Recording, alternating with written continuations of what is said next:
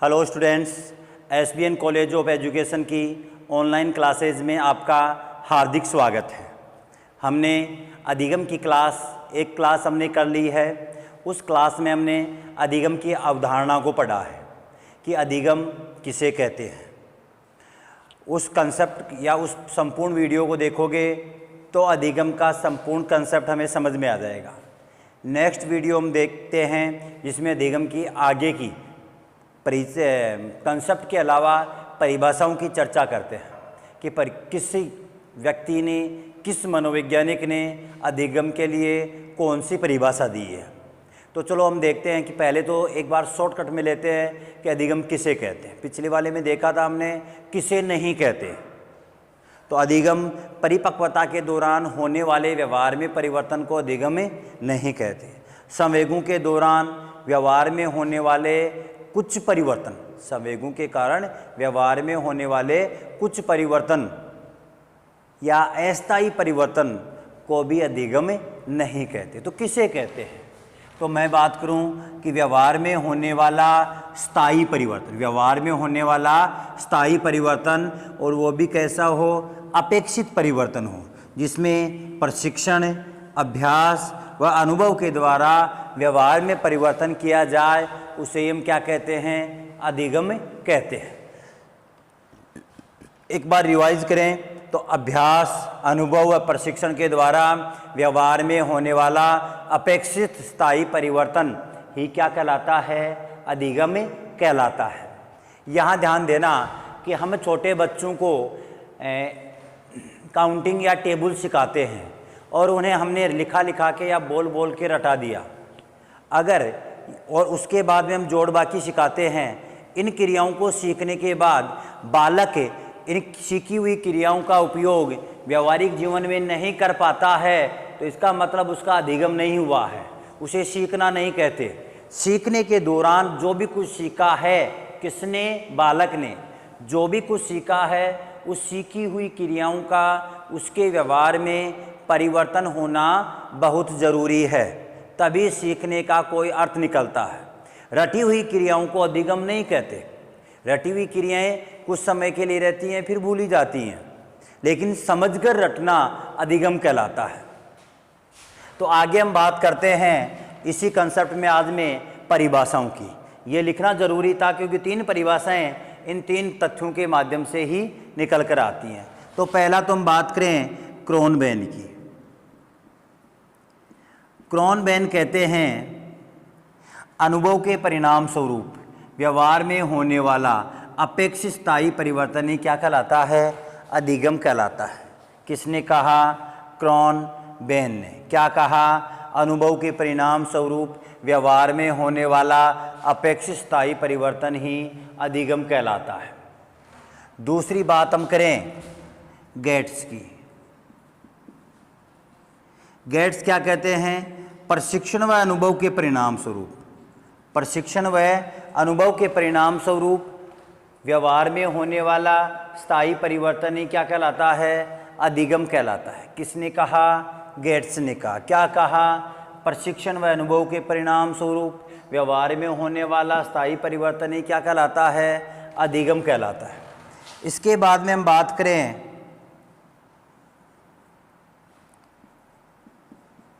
Morgan व king की। Morgan व किंग क्या कहते हैं? देखना, मॉर्गन व किंग कहते हैं कि अभ्यास व अनुभव के परिणाम स्वरूप, अभ्यास व अनुभव के परिणाम स्वरूप व्यवहार में होने वाला अपेक्षित स्थायी परिवर्तन ही क्या कहलाता है? अधिगम कहलाता है। इन तीनों परिभाषाओं को 3 शब्दों से, क्रोनबेन अनुभव, गेट्स प्रशिक्षण व अनुभव, मॉर्गन व किंग प्रशिक्षण व अनुभव, मॉर्गन व किंग अभ्यास व अनुभव की बात की जाती है।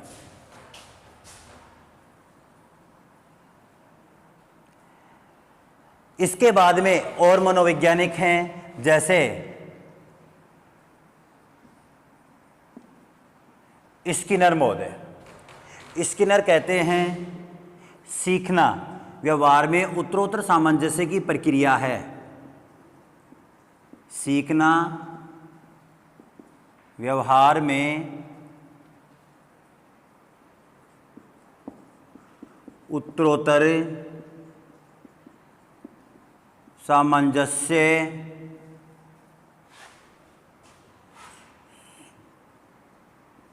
की प्रक्रिया है। इसके बाद में किसने कहा? स्किनर ने। स्किनर ने ये कहा कि जब भी हम कोई सीखते हैं तो अपने आप को किसी नई परिस्थितियों में देखते हैं और उसमें उच्च स्तर रूप में अपने आप को एडजस्ट कर लेते हैं, समायोजित कर लेते हैं, तो उसे ही सीखा हुआ माना जाता है। या कहें किसी कंपटीशन के रूप में, तो कोई कंपटीशन या एग्ज़ाम दे रहे हैं तो उसमें अपने आप को बेस्ट तरीके से साबित करना, लर्न करके, वही क्या कहलाएगा? सीखना कहलाता है। इसके बाद में हम बात करें गिलफोर्ड की। गिलफोर्ड क्या कहता है? गिलफोर्ड कहता है कि व्यवहार के कारण व्यवहार में परिवर्तन ही क्या है? सीखना है। किसने कहा? गिलफोर्ड ने। क्या कहा? व्यवहार के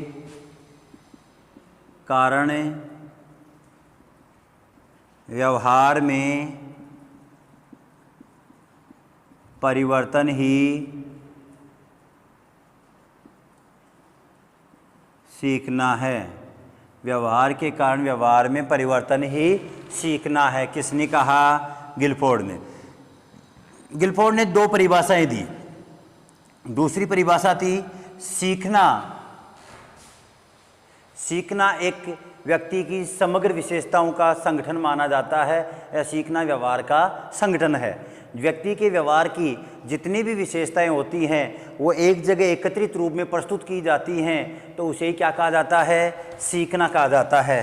तो इसने कहा सीखना व्यवहार का संगठन है। सीखना व्यवहार का संगठन है। किसने कहा? गिलफोर्ड ने। इसके बाद में हम बात करें वुडवर्थ की।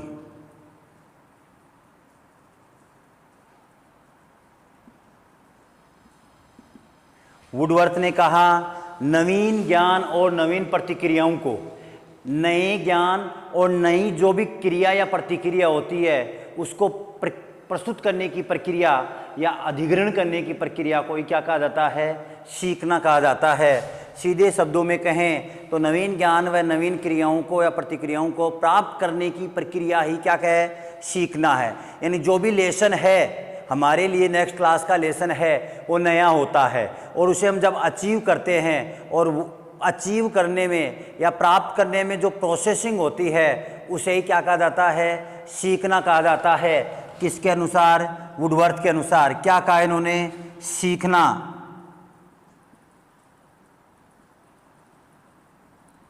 नवीन ज्ञान व नवीन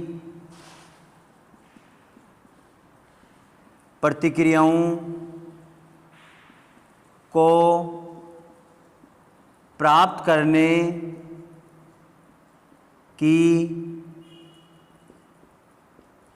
प्रक्रिया ही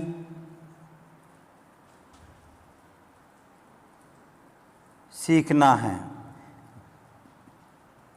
नवीन ज्ञान व नवीन प्रतिक्रियाओं को प्राप्त करने की प्रक्रिया ही सीखना है। किसके अनुसार? वुडवर्थ के अनुसार। सीखना एक प्रक्रिया है, या कहें सीखना एक मानसिक प्रक्रिया है। किसने कहा? वुडवर्थ ने। वुडवर्थ ने भी दो परिभाषा दी, सीखना एक मानसिक प्रक्रिया है या सीखना एक प्रक्रिया है। किसने कहा? वुडवर्थ ने। वुडवर्थ दूसरा क्या कहा? नवीन ज्ञान व नवीन प्रतिक्रियाओं को प्राप्त करने की प्रक्रिया ही क्या है? सीखना है। गिलफोर्ड ने कहा व्यवहार के कारण व्यवहार में परिवर्तन ही क्या है? सीखना है। तो दूसरी दी सीखना व्यवहार का संगठन है। इसके बाद में हम बात करें पिल की। कौन? पिल। पिल महोदय कहते हैं सीखना व्यक्ति में एक परिवर्तन है जो उसके वातावरण के अनुसरण के रूप में होता है। यानी व्यक्ति में एक परिवर्तन होता है जो व्यक्ति जिस प्रकार के वातावरण में रहता है, जिस प्रकार का कार्य करता है, उसी प्रकार के कार्य में उसमें कुछ ना कुछ चेंजिंग होती है, तो उसे हम क्या कहते हैं? सीखना कहा जाता है।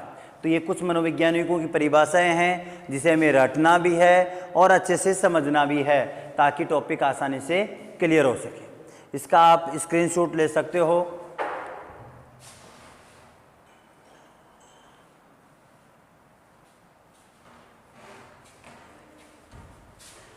इसके बाद में हम देखते हैं अधिगम के नियम।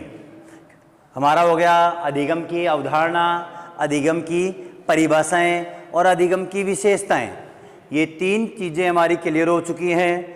जो भी आपके कोई दिक्कत आती है तो लाइव क्लासेज जब चलती है तो लाइव क्लासेज में आप अपने दिक्कत हैं वो लिख के भेजें।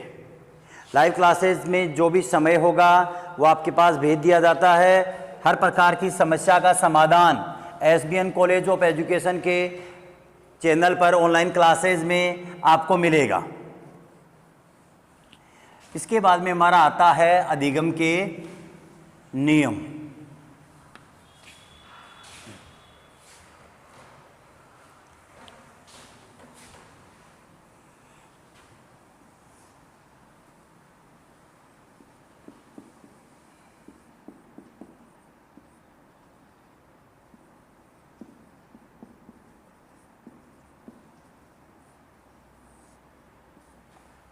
बच्चों, यहाँ देखना है कि सीखने के क्या कोई नियम होते हैं जिनके माध्यम से हम क्रियाओं को सीख सकते हैं। तो हाँ, ज़रूर सीखने के नियम होते हैं और यह सीखने के नियम हैं वो प्रस्तुतकर्ता या प्रतिपादक कहते हैं, जिसे उसका नाम है थॉर्नडाइक।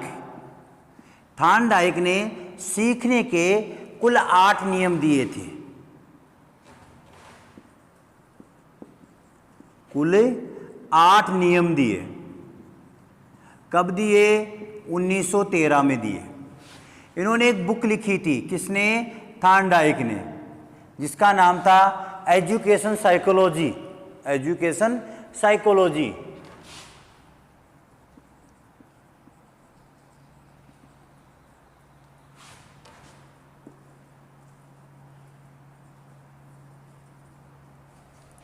शिक्षा मनोविज्ञान या एजुकेशन साइकोलॉजी में थॉर्नडाइक ने सीखने के कुल 8 नियम 1913 में प्रस्तुत किए थे। इसके बाद में हम देखते हैं कि 8 नियम क्या हैं और किस प्रकार कार्य करते हैं। लेकिन इन 8 नियमों में किन्होंने थॉर्नडाइक ने 3 नियम हैं वो मुख्य नियम बताए और 5 नियम हैं वो गौण नियम बताए। 3 मुख्य नियम और 5 गौण नियम। 3 मुख्य नियमों में पहला है तथ्य,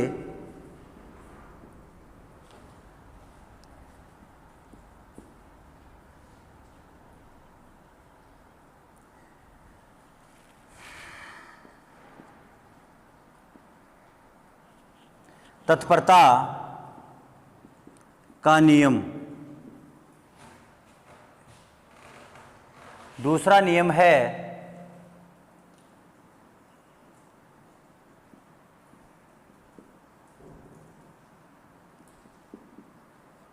अभ्यास का नियम और तीसरा नियम है प्रभाव का नियम। ये नियम है। एक मिनट रुको। तो ये हमने पढ़ा, पहला तत्परता का नियम, अभ्यास का नियम और प्रभाव का नियम, और 5 गौण नियम बताए, जिसमें पहला है बहु प्रतिक्रिया का नियम। बहु प्रतिक्रिया का नियम। दूसरा है मनोवर्ती का नियम। तीसरा है आंशिक क्रिया का नियम। चौथा है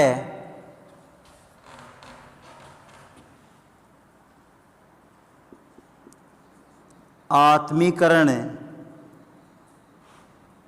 या सादृश्य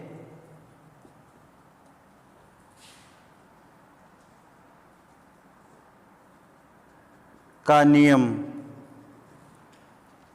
पांचवा है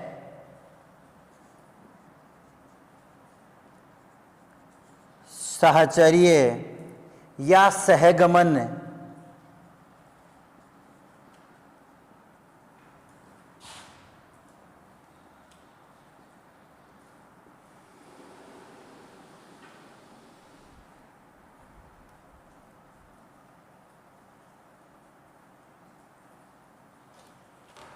यहां ध्यान देना बच्चों, 3 मुख्य नियम और 5 गौण नियम। कई बार आपसे आपके एग्जाम में क्वेश्चन पूछे जाते हैं कि थार्नडाइक ने मुख्य नियम कितने दिए और गौण नियम कितने दिए।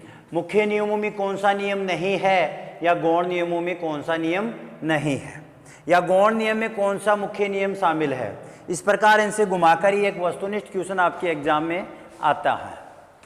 पहले हम बात करते हैं कि तत्परता का नियम क्या कहता है। तो यहाँ हम बात करें, वे बहुत इंपॉर्टेंट है कंपटीशन की दृष्टिकोण से, ये बहुत ही इंपॉर्टेंट क्वेश्चन है। यहाँ थार्नडाइक कहता है कि जब तक व्यक्ति शारीरिक व मानसिक रूप से कार्य करने के लिए तैयार नहीं होता, तब तक उसे कोई भी क्रिया सिखाई नहीं जा सकती। जब तक शारीरिक व मानसिक रूप से किसी कार्य को सीखने के लिए व्यक्ति तैयार नहीं होता, तब तक उसे कुछ भी सिखाया नहीं जा सकता। और जब वह तैयार हो जाता है तो वही क्रिया उसे सिखाना बहुत ही आसान होता है। जैसे हम बात करें कि हमें कोई सब्जेक्ट हमारा वीक है और घर वाले हमें ज़बरदस्ती उस सब्जेक्ट में बैठाते हैं, तो हम वहाँ बैठ सकते हैं, बल्कि उस सब्जेक्ट को सीख नहीं सकते। क्यों? क्योंकि हम शारीरिक और मानसिक रूप से तैयार नहीं हैं। मस्तिष्क से तैयार होंगे तो ही क्रिया को आसानी से सीखा जा सकता है।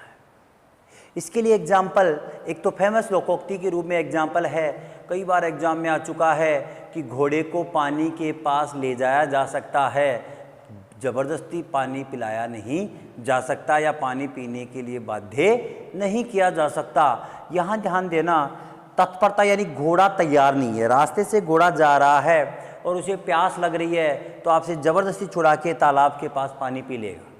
अगर तालाब है, घोड़ा जा रहा है, प्यास लग रही है, आप नहीं पिलाना चाहते, ज़बरदस्ती आके पानी पी लेगा। लेकिन अगर उसे प्यास नहीं लग रही और आप ज़बरदस्ती तालाब में ला रहे हो, उसका मुंह पानी में डाल सकते हो, लेकिन पानी पिलाया ही नहीं जा सकता। इसी प्रकार व्यवहारिक जीवन में हम देखते हैं कि छोटे बच्चे होते हैं, उन छोटे बच्चों को हम क्या करते हैं, दूध का गिलास पीछे पीछे लेके घूमते हैं। पीने की इच्छा होती है तो हम जब से उसके पास जाते हैं, कहते हैं बेटा दूध पी लो, तुरंत पी जाएगा, खाली करके दे देगा। लेकिन अगर पीने की इच्छा नहीं होगी तो आप पीछे पीछे घूमते रहो, बच्चा आगे आगे दौड़ता रहेगा। वो नियम है तत्परता का नियम। कौन सा नियम है? तत्परता का नियम। दूसरा नियम है, सॉरी यहाँ एक बात और कहता हूँ, वुडवर्थ महोदय हैं जिन्होंने इस तत्परता के नियम को मानसिक तैयारी का नियम कहा है।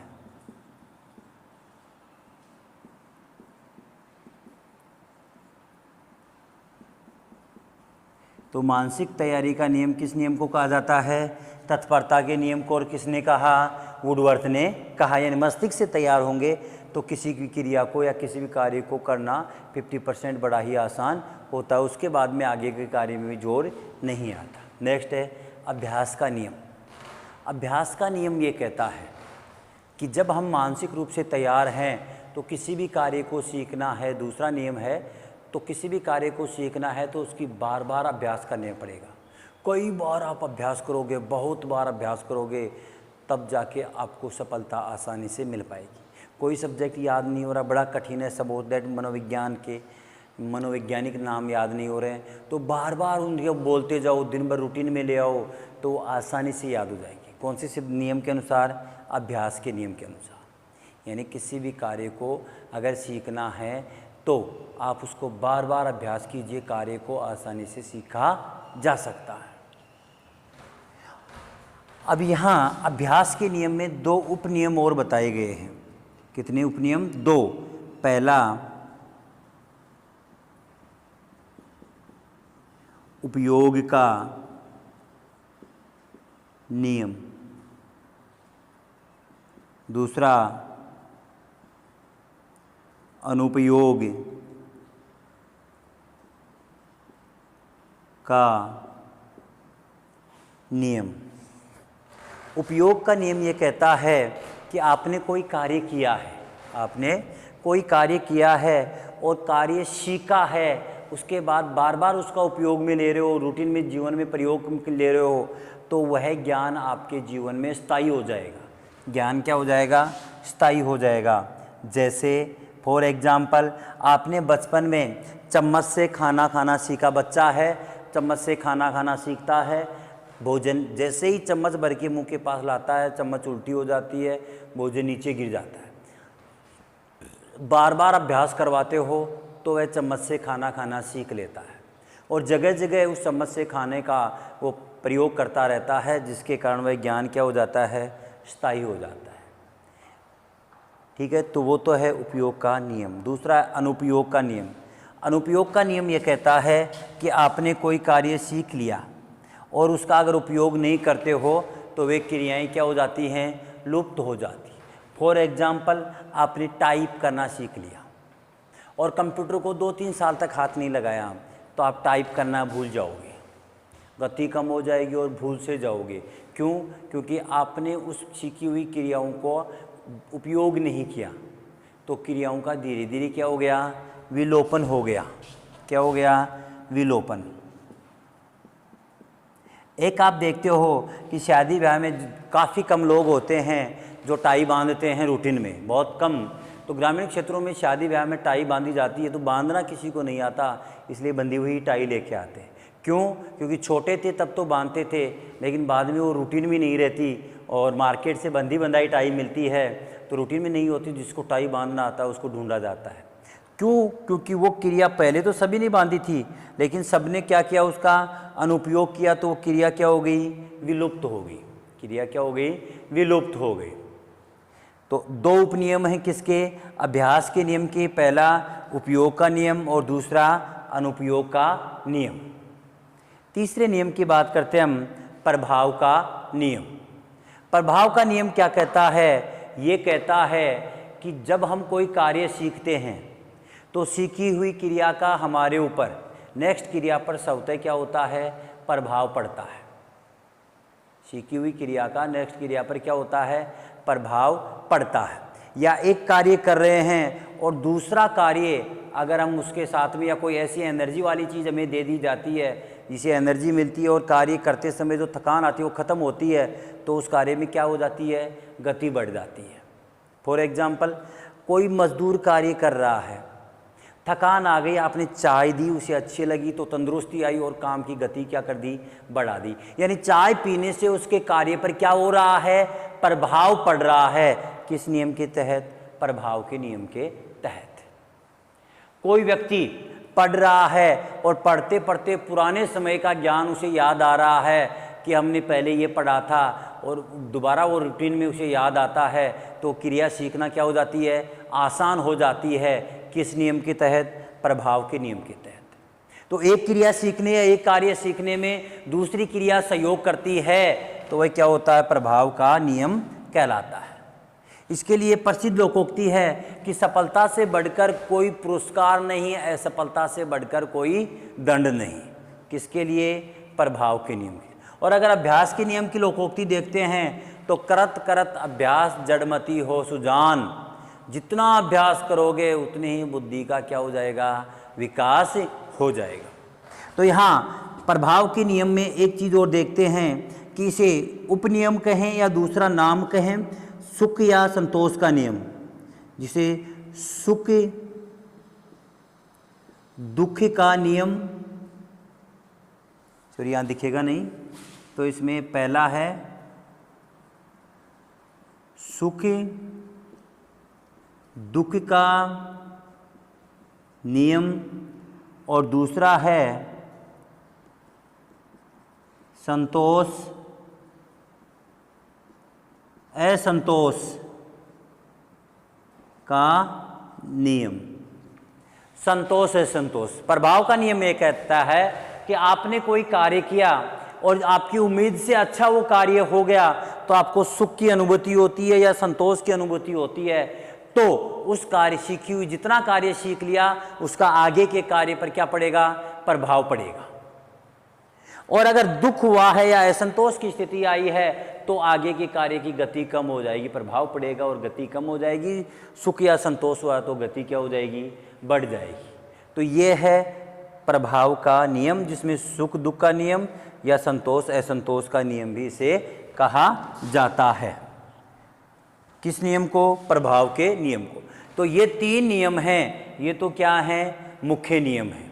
बाकी हम बात करते हैं गौण नियमों की कि गौण नियम क्या कहते हैं, गौण नियम क्या कहते हैं। तो पहला बात करते हैं बहुप्रतिक्रिया का नियम।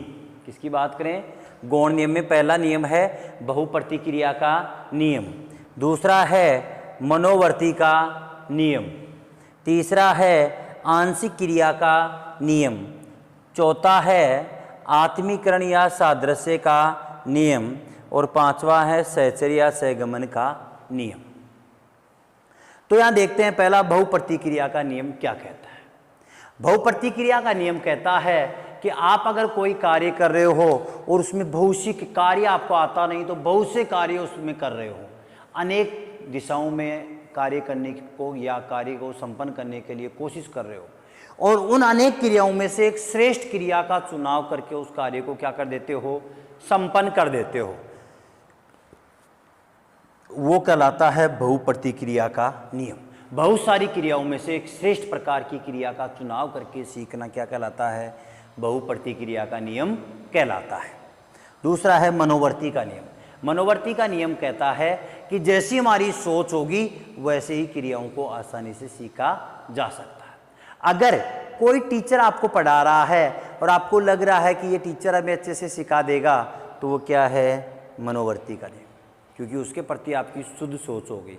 और नेगेटिव सोच होगी, बहुत अच्छा पढ़ाता है फिर भी ऐसा हो गया कि ये हमें नहीं सिखा सकता, तो श्योर वो टीचर आपको नहीं सिखा सकता, वो भी क्या है, मनोवर्ती का नियम, क्योंकि आपने उसके प्रति क्या बना ली, नेगेटिव विचारधारा बना ली।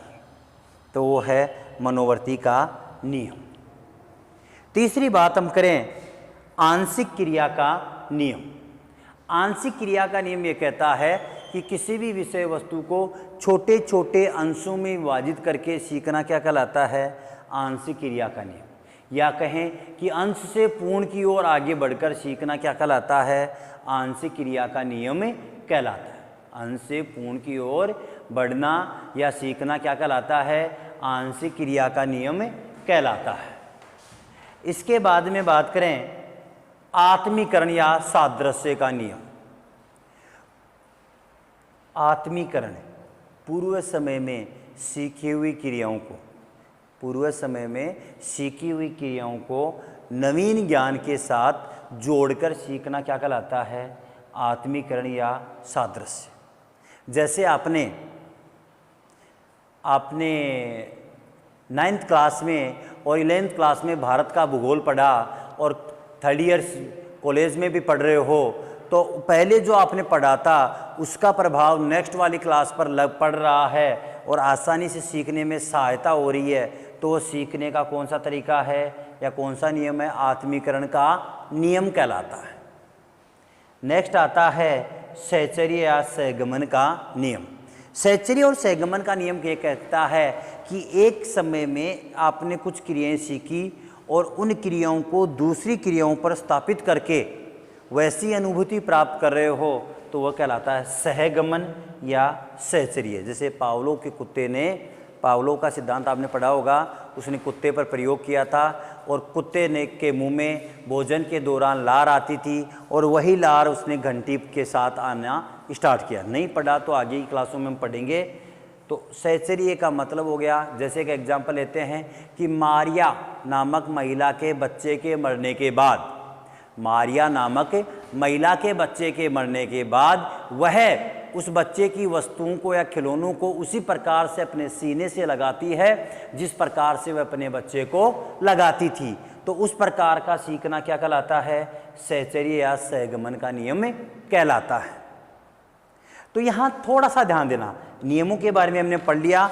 अब कौन सा नियम किस सिद्धांत के अंतर्गत आता है एक बार मैं बता रहा हूँ, बाकी हम सिद्धांत पढ़ेंगे तो ये याद रहेंगे तो ऑटोमेटिक उन सिद्धांतों को पकड़ लेंगे। क्योंकि वर्तमान में क्वेश्चन इस प्रकार के आ रहे हैं। सहगमन या सहचर्य का नियम पावलो के सिद्धांत, आंशिकरण का नियम स्किनर के सिद्धांत, बहुप्रतिक्रिया का नियम थार्नडाइक के सिद्धांत के, प्रभाव का नियम स्किनर के सिद्धांत के, अभ्यास का नियम थार्नडाइक के सिद्धांत के अनुसार ही कार्य करते हैं। अब कैसे करते हैं वो पढ़ेंगे नेक्स्ट वीडियो में, क्योंकि नेक्स्ट वीडियो में हम स्टार्ट करेंगे हमारे सिद्धांत।